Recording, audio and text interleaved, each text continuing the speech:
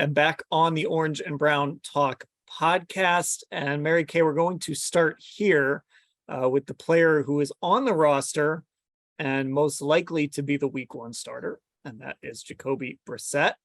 And the question you have is, why might Jacoby be okay? I think people are a little concerned about Jacoby starting, especially if he has to start for a whole year. But why do you think he would be okay if he has to start games? Well, if it gets to that point and it is an entire year, the reasons why he would be okay, I would say number one, the Browns are pretty familiar with him. Andrew Berry was with him in Indianapolis and knows a lot about him. He watched him step in for Andrew Luck and have some success. So he sees something in Jacoby Brissett that maybe Browns fans don't really realize, is there because they haven't followed it as closely. So there are things about him that they like and they feel that he can do. And then the other reasons include the fact that, he is stepping into a really good cockpit, as they say. So he has a really nice running game, a good offensive line, and a very good defense, an excellent defense. We've seen teams go pretty far in a season with a really, really good defense and an average quarterback or maybe a slightly above average quarterback. So I would say those are the reasons why if you have to do this, you would feel okay about it.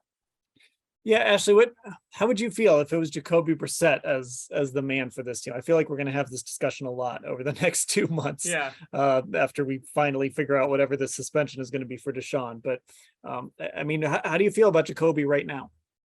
I feel like it could be worse. Like, I'm not necessarily overly excited about it, right? But I do think, kind of like what Mary Kay was getting at, like the thing that's always, I think, just stood out about him is the fact that this isn't new territory for him. He's had this really weird kind of career trajectory where 3 times he's been thrown in as a starter without expecting that necessarily. And he did earn himself, I believe, an extension with the Colts because of how well he performed the first time he did it with them.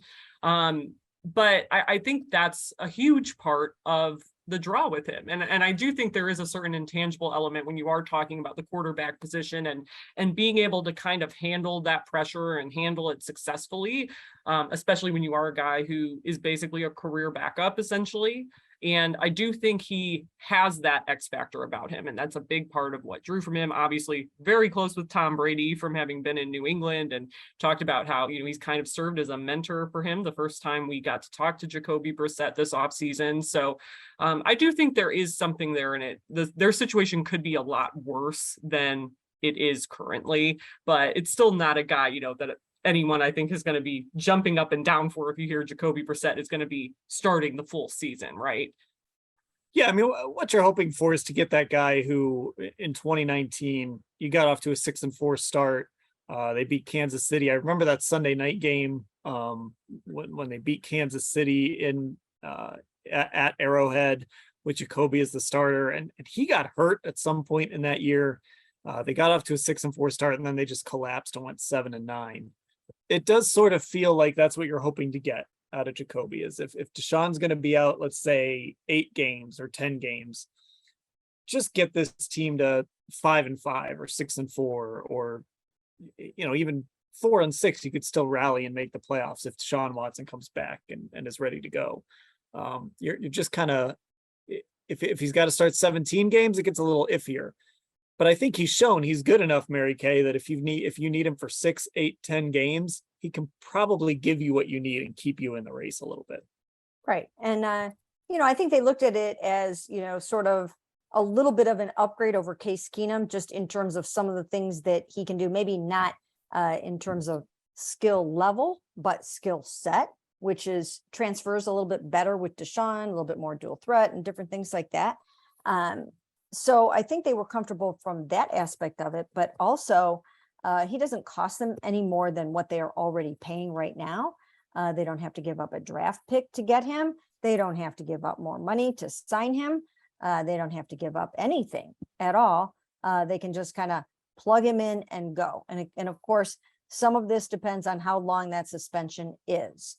Again, if they start out with a year, there's a chance that on appeal, it won't end up being an entire year. So, I do think that he could probably hold down the fort for 8 games if that's what it is.